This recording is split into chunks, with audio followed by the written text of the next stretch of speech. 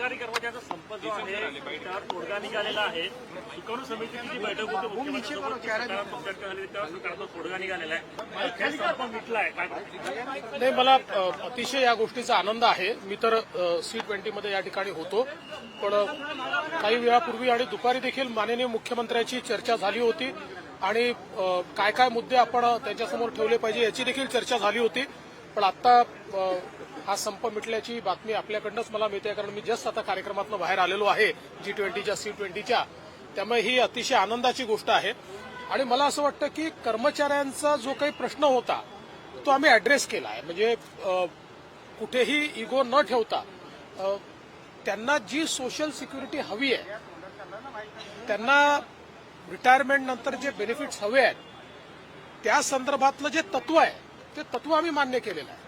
आता त्याचं वर्किंग कसं करायचं याकरता ही कमिटी काम करते आणि म्हणून मला असं वाटतं की त्यामुळेच कुठेही सरकारने आडमुठी भूमिका न घेतल्यामुळे मला असं वाटतं की कर्मचाऱ्यांनी हा निर्णय घेतलाय. मी त्यांचं मनापासून आभार मानतो, कर्मचाऱ्यांचे देखील आभार मानतो.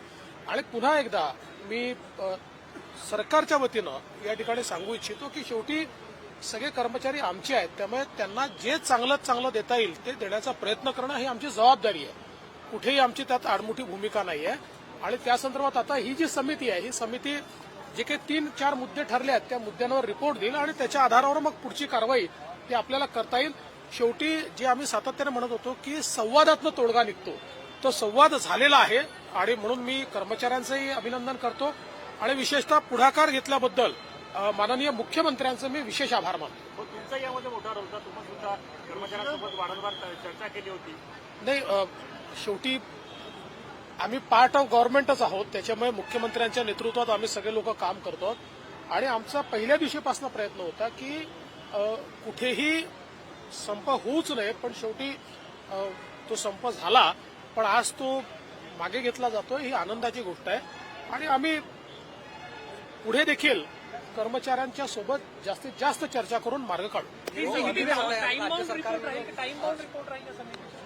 3 महिन्याचा वेळ समितीला दिलेला आहे, त्यामुळे टाइम बाउंडच आहे. राज्य कर्मचारी जो स्ट्राइक पे थे 7 दिनों से कॉल्ड ऑफ हो गई है. देखिए, 7 दिनों से हमारे जो सारे राज्य सरकार के कर्मचारी थे वो ओल्ड पेंशन को लेकर स्ट्राइक पर गए थे. उनके साथ हमने काफी नेगोशिएशंस किए और हमने उनको ये कहा है कि रिटायरमेंट के बाद उनको सोशल सिक्योरिटी मिलनी चाहिए, उनको ठीक ढंग से जीने के लिए रिसोर्सेस मिलने चाहिए. ये जो प्रिंसिपल है, इस प्रिंसिपल को हम मान्य करते हैं और उसी के आधार पर हम लोगों ने एक कमेटी तैयार की है कि जो committee old pension scheme, new pension scheme, ये सबको देखेंगी, उसकी जांच करेगी और किस प्रकार से हम लोग वो सारे बेनिफिट्स उनको दे सकते हैं ताकि वो एक अच्छी जिंदगी जी पाए और किसी के ऊपर डिपेंडेंट ना रहे. इस प्रकार का सारा उसकी जो चीजें उसका अभ्यास करके कमेटी अपना रिपोर्ट देगी. साथ साथ जो हमारे सारी यूनियंस है वो यूनियंस भी कमेटी के सामने जाएगी और यूनियंस के साथ भी कमेटी पूरा विमर्श करेगी और एक इंडिपेंडेंट कमेटी हमने तैयार की है. 3 महीने का समय दिया है और ये जो पहल हमारे मुख्यमंत्री जी ने की उसके बाद कर्मचारियों ने स्ट्राइक वापस लिया. ये बहुत अच्छी बात है. मैं उनका भी आभार व्यक्त करता हूं और मुख्यमंत्री जी का अभिनंदन करता हूं. अनिल जयसिंग याला त्याच्यावर सविस्तर बोलेन नंतर. तसंच असतं. असं आहे की आम्ही तर त्यांना पहिल्या दिवशी सांगितलं होतं की जे काही आउटकम असेल ते आपण कोणालाच एक्सक्लूड करायचं नाही आहे, इन्क्ल्युजननेच आपल्याला चालायचं आहे. त्याच्यामुळे निश्चितपणे सगळ्यांनाच लागू होईल ते. उद्घाटन आज झालेलं आहे. नागपूरच्या विकासाला कशा प्रकारे चालना मिळेल? मला अतिशय आनंद आहे की आज G20च्या अंतर्गत C20चं या ठिकाणी उद्घाटन झालेलं आहे. आज उद्घाटनाच्या सत्राला मी स्वतः त्या ठिकाणी उपस्थित होतो आणि जवळजवळ 26 देशातनं त्या ठिकाणी 350 लोक आले आहेत. जवळजवळ 150च्या जवळपास फॉरेन डेलिगेट्स या ठिकाणी आहेत आणि आज माता अमृतानंदमयी असतील किंवा कैलाश सत्यार्थींसारखे नोबेल पुरस्कार विजेते हे देखील या ठिकाणी होते आणि अतिशय चांगलं मार्गदर्शन झालं.